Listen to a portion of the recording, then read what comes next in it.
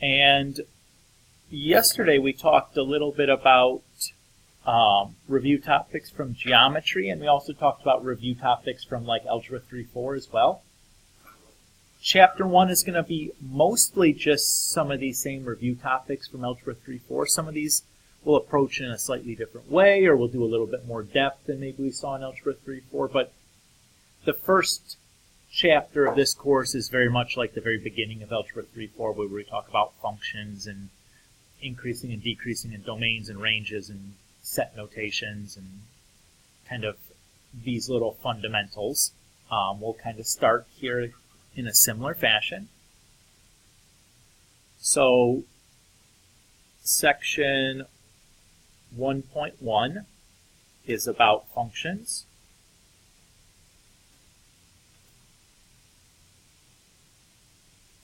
And as you might expect, we'll just start with the definition of a function.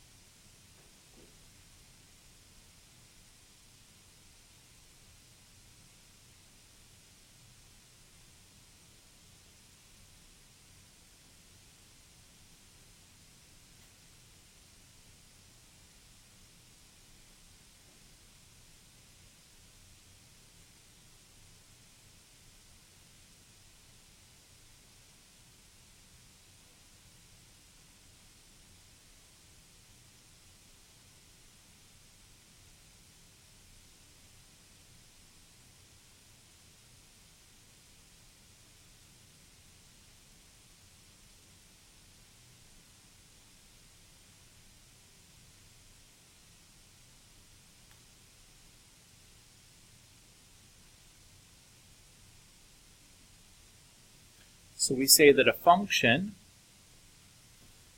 is an assignment from one set to another set. Typically we call those sets D for the domain and R for the range, such that, and that's what this little abbreviation ST stands for, is just the words such that.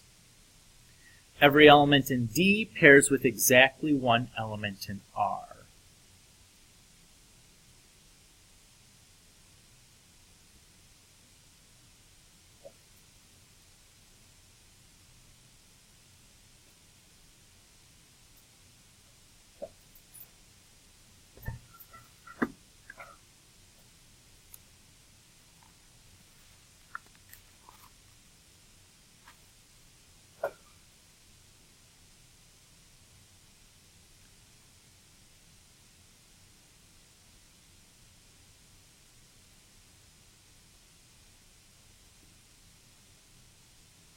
So there's lots of different ways that we can represent a function. Does anyone remember any of the ways that we use to represent a function? Ben? Okay, so that was a way to tell if something was a function or not. You would use a vertical line test on what, though? A graph. Yeah, so that's one representation. Good. Second? A set of ordered pairs. That's, I think, what you mean, right?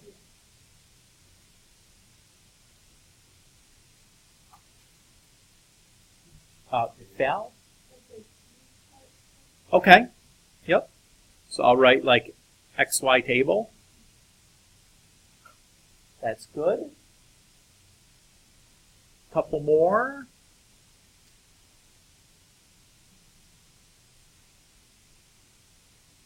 Probably our most common one is an equation, right?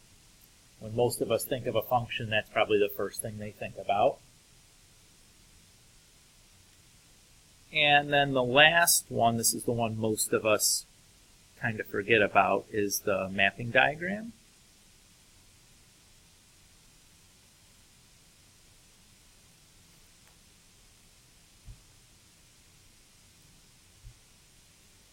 So if we look at a mapping diagram, usually the mapping diagram has two ovals.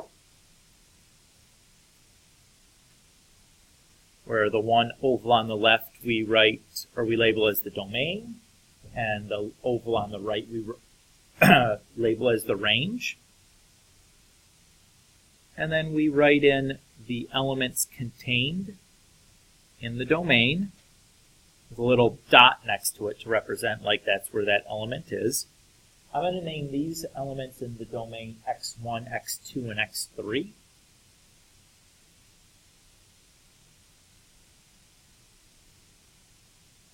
And then the elements in the range, I'm going to label y1, y2, and y3.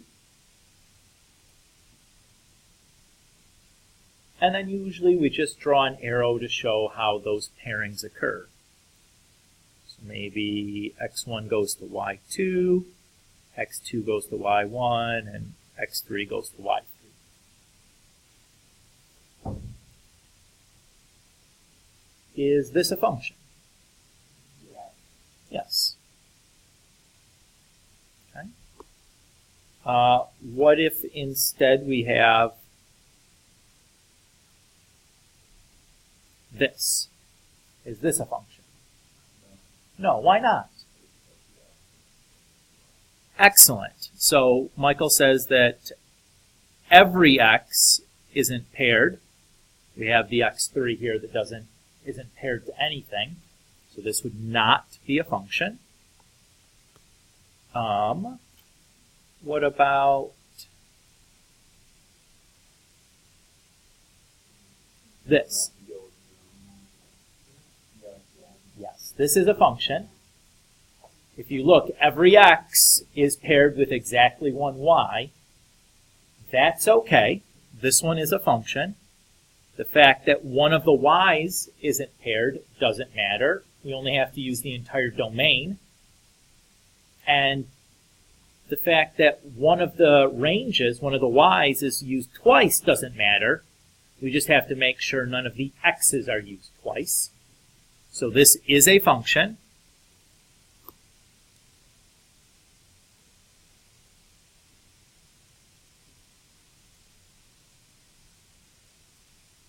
What about this one? No. What's the problem here? Perfect, that x1 has two y's paired with it. Everybody feel pretty good about identifying whether one of these mapping diagrams represents a function or not? Again, we should hopefully remember kind of doing this in our Algebra 3-4 class. So let's look at some examples of some equations and determine whether they're functions or not.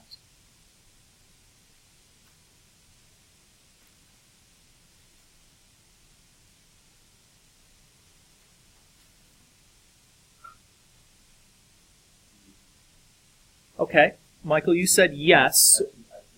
You're going to say no now.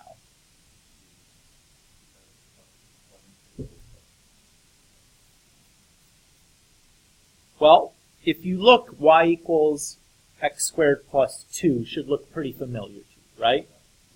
What is that going to be? A parabola, which means that it's also what kind of thing? A function, specifically a, begins with a Q, quadratic function, right? You should look at this and recognize, like, oh, I know this is a function. It's quadratic.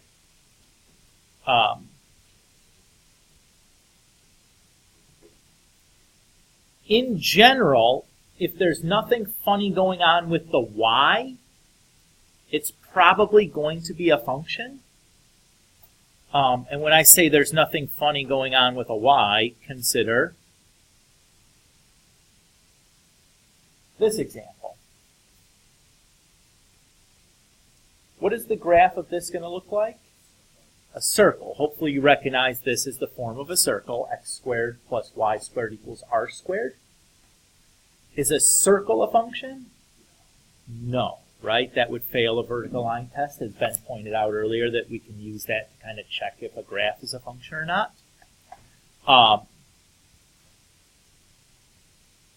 So my general kind of rule is, if there's nothing going on with the y, you just have a y to the first, probably what you're looking at is a function. if you have something going on with your y, like a plus or minus or a square root or an absolute value or some other operation going on to that y, there you need to be a little bit careful and suspicious. Okay? Let's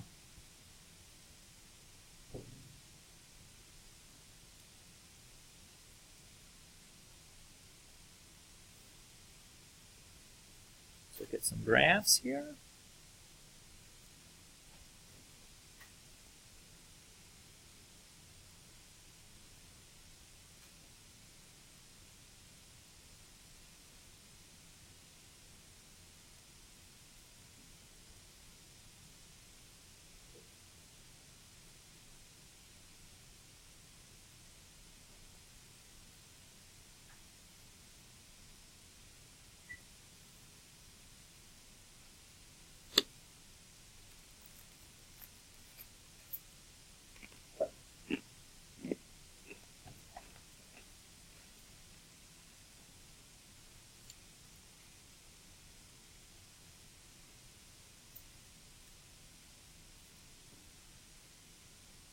So Ben suggested that we can use a vertical line test to check whether these graphs represent a function or not. Ben, what does the vertical line test say? Do you remember?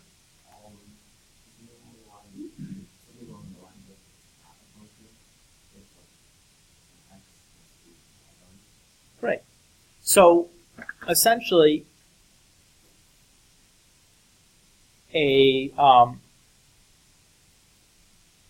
the vertical line test will indicate that the graph is a function if and only if any vertical line you draw intersects the graph exactly once. So in this first situation, what do we say here? This is a function, right? No matter where I draw that vertical line, it would only intersect the graph once. Okay? How about this next situation? This is a function. What if I add in one extra point? It would no longer be a function there, right? Why not? Yeah. We would fail a vertical line test at that spot, but that spot only. So if it was just the line, it was a function. If I throw any point in there that doesn't lie on that line, though, all of a sudden it fails being a function. Everybody okay with that idea? And the last one? Not a function. Good. And lots of vertical lines we could draw there that intersects the graph many times.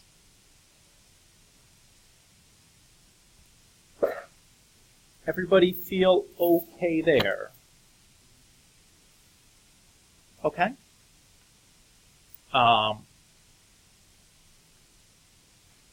Good.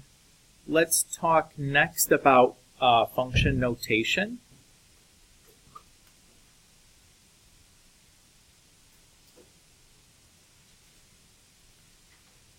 And by function notation, what we really just mean is that we're going to use f of x equals kind of instead of a y equals.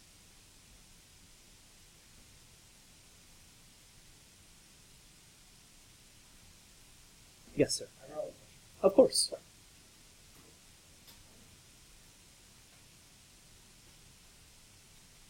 So, where does this f of x notation come from? We think back to our mapping diagram.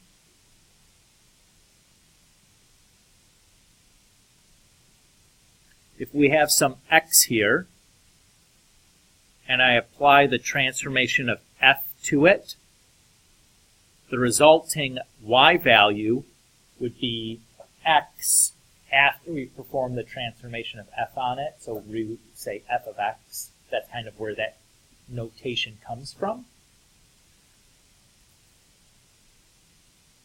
So this y value we could also call f of x. When we write something like y equals 4x minus 3. We call the x variable the independent variable, and we call the y the dependent variable. The x is independent because you have the freedom to choose whatever x you want. The y is dependent because based on the x that you choose, you're going to get a different y value, right? So if we choose x to be 1, the y value would be also 1, right? I heard. I just chose to ignore that. Everybody okay with that idea? Again, function notation isn't terribly complicated, right? We've seen this before. Section 2 is about domains and ranges.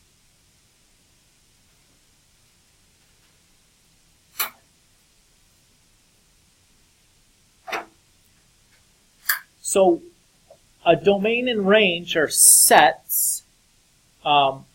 Most commonly in this course, we're going to be describing those sets using interval notation.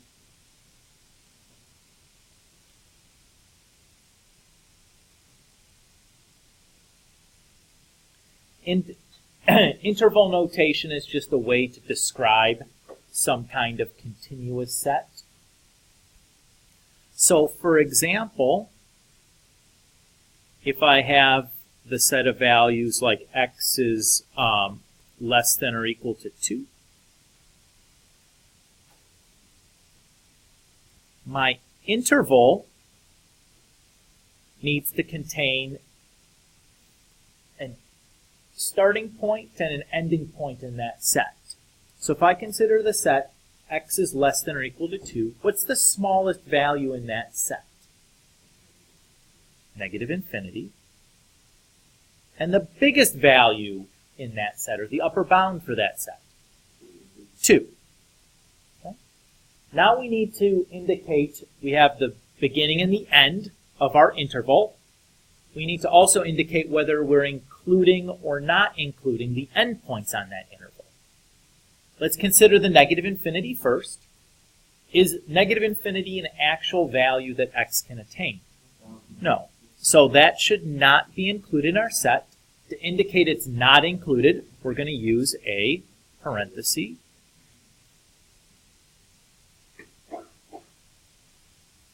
The 2, is the 2 included in x is less than or equal to 2? Yes. To indicate that that is included, we're going to use a square bracket to indicate that the 2 is included. Everybody okay with that idea? Let's do just a couple more examples to make sure we're comfortable writing our interval notation. And for this class, I'm going to ask you to do a little bit more than just write this, because the variable for the set in question is an x. I'd like you to write like x is a member of. That's what this little symbol means. It means the words is a member of or is an element of. That's what that little funny E symbol there looks like. Is everybody okay with that idea? Suppose we have,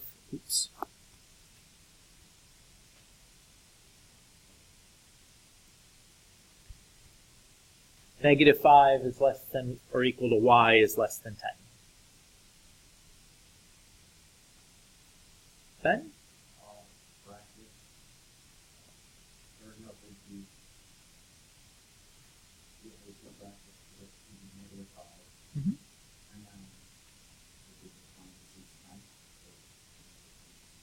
Yeah, perfect. So our lower bound in this set is negative 5. The upper bound is the 10. And then because it's a or equal to, we're going to use the square bracket. And because it's a strict less than, we use the parenthesis.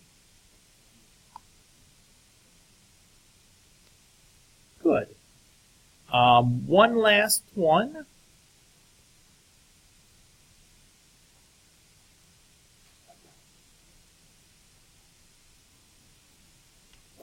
So this is a little bit more complicated. What here is making this a little bit more complicated? The OR. Does anybody remember how we dealt with the ORs last year? We had a special symbol that we used. It was the weird U symbol, yeah. So it's just like a U with no tail. This stands for the word union. And it's the set equivalent to kind of the word OR. And then we just treat these as two separate pieces. So if we look at the A as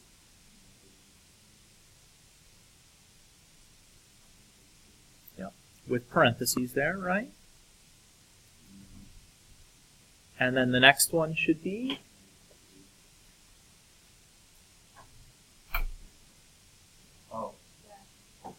bracket 5.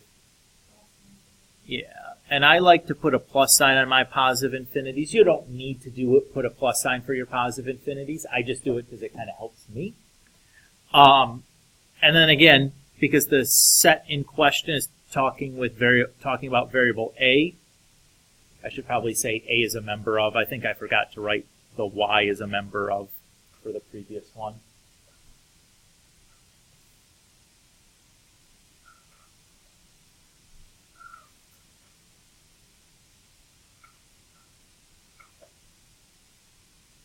Everybody okay with these interval notations? Hopefully you remember doing this last year. We try to use this quite commonly in our Algebra 3-4 classes, although we don't require you to use it. Oftentimes, at least when I did it, I used interval notations when I described my domains and ranges, although I accepted a variety of other formats. Let's talk about domains then.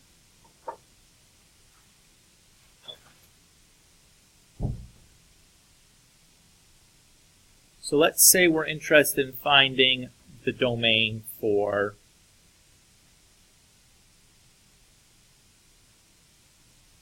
f of x equals 2 times the square root of x minus 4.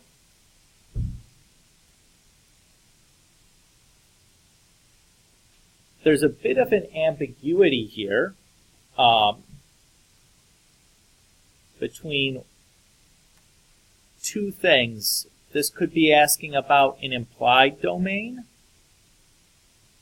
or the relevant domain, which are two slightly different things. The implied domain is basically the set of numbers that are algebraically possible from the given function. In this case, the implied domain is all real numbers because there's no reason that I can't plug in all real numbers for the x. But that's not really what is the relevant domain. In this course, if we're talking about a function like this, do we really want, is really all real numbers the domain that we're interested in here? No. What's the problem with all real numbers in this function? Ben? Good, and that means that you get a imaginary result, right? Yeah, so if we have a number that's less than 4, you're going to get an imaginary result, which is a problem. So the relevant domain is really almost always what we're concerned with, like what can we actually plug in to give us a real numbered result. So the easiest way to kind of do that, the part of the function that's going to give us the problem is the square root. So what I'll do is I'll take the part under the square root, and I know that that part has to be at least 0 in order for me to take a square root of it, right? I can't have a negative result. So if I add 4 to both sides, I get that x is greater than 4, and then I'll just translate that into an interval. And there is my relevant domain.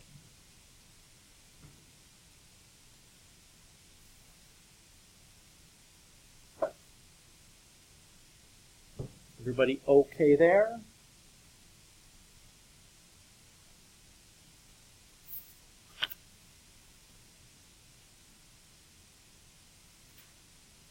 Let's look at another example.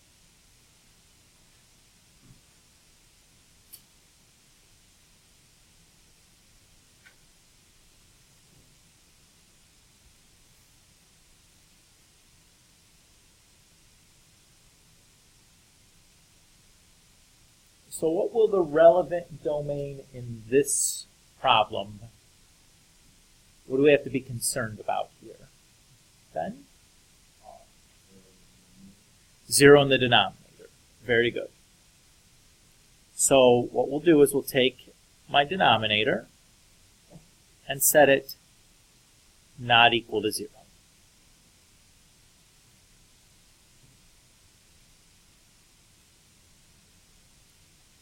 So that gives me x cannot equal -2. How would I represent that using inequalities, though? That makes it much easier to write the interval if we have this written with inequalities. Val?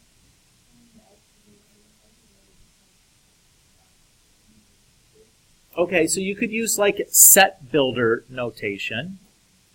You could say like the set of x's such that x is a real number and x does not equal -2. But we could use an inequality, or use the inequalities to describe this as well. You could say x is less than -2, or x is greater than -2. That includes all of our real numbers except for -2, right? And once we have this written as an inequality, it's pretty easy to write that then using interval notation.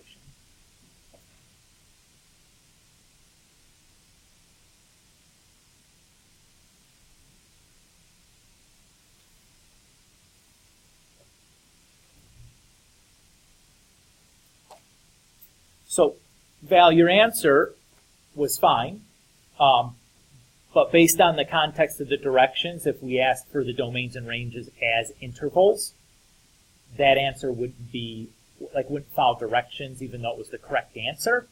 So just be a little bit careful about that. I was not clear that I wanted an answer in interval notation here, so your answer was perfectly fine.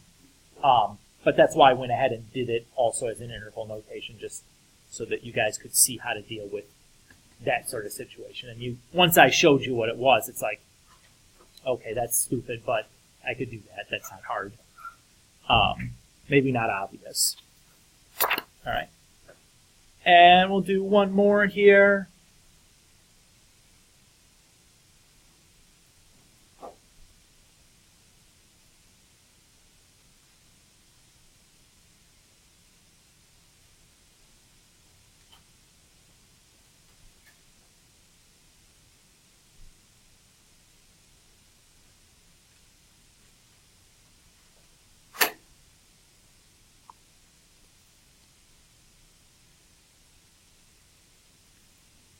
So the last example is v of s equals xs cubed, where v of s is the volume of a cube with side length s. What is our relevant domain in this situation?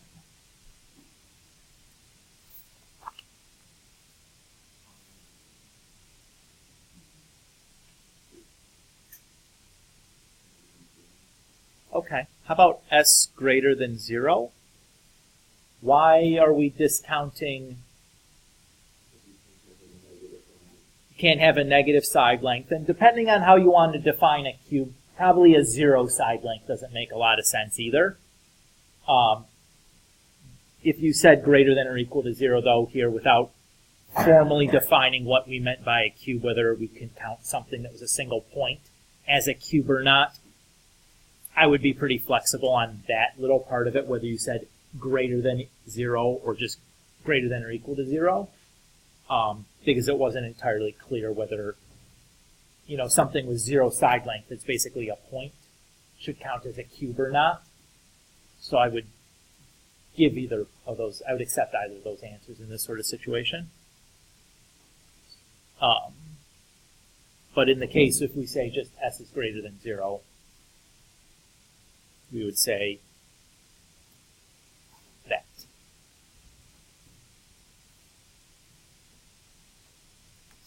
Everybody feel reasonably comfortable there? Okay. Domains typically are easier to find than ranges. We'll do that next.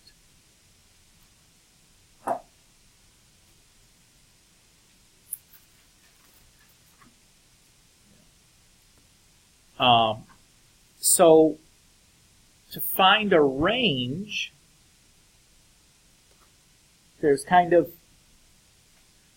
several different approaches you could take.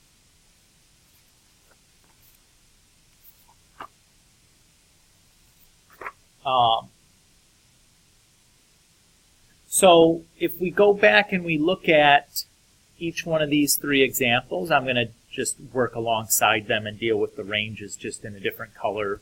Let's do blue, I guess.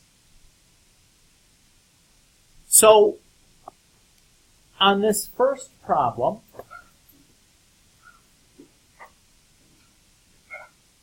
I'm sorry, let me back up for a second. Probably the easiest way to find a range is to just type this thing in your calculator and use the graph. That's often going to be the easiest. If we want to be able to do this without using our calculator, we still can do that, and that's what I want to do in these examples, is talking about how to find these ranges without having access to our calculator. One way I could do this for the first one is I observe that the square root of x function is always increasing. So as x gets bigger, the square root of x also gets bigger, right?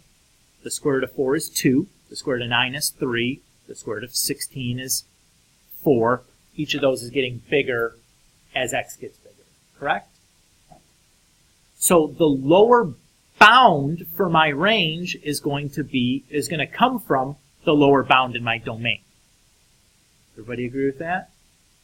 The lowest point on this function is going to be the first point on this function because it's increasing from left to right. Does that make sense? So how would I find that lowest y value? Ben? Yeah, I'm just going to plug in the lowest x value.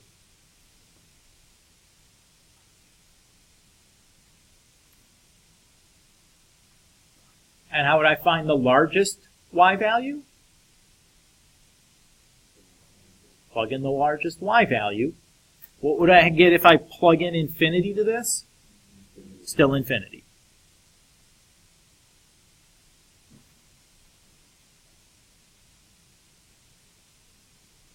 Okay.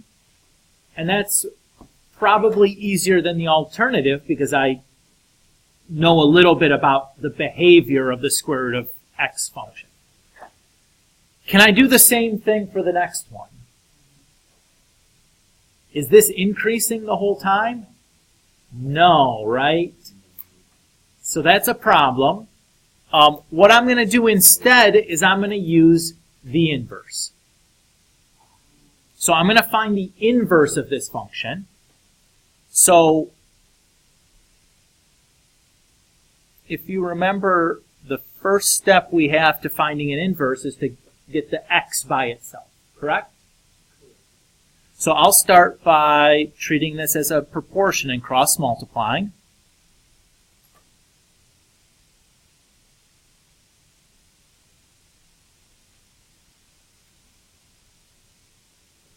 And then I'll distribute the y through.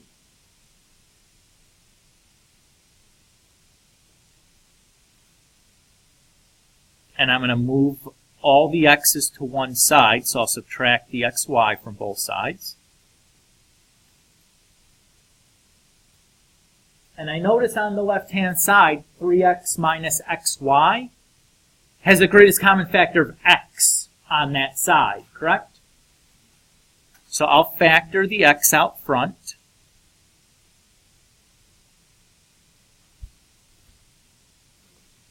And then I'll divide both sides by the 3 minus y.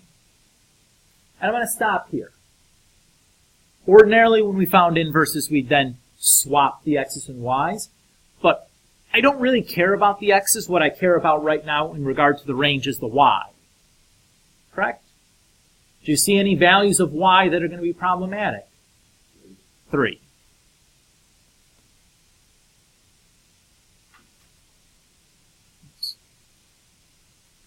So I can then write my range as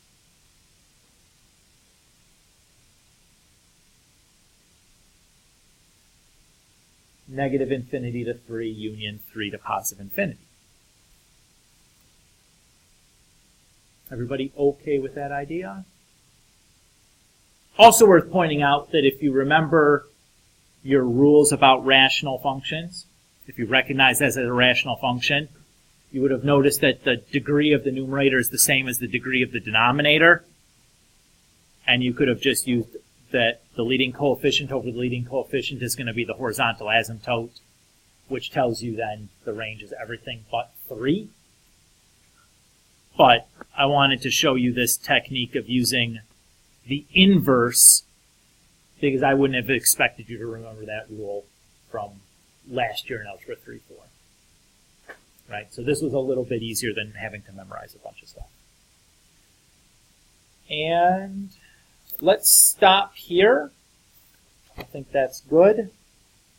For homework, what I'm going to ask you guys to do is problems, let me double check here. I think it's 1 through 12. But let me double check here.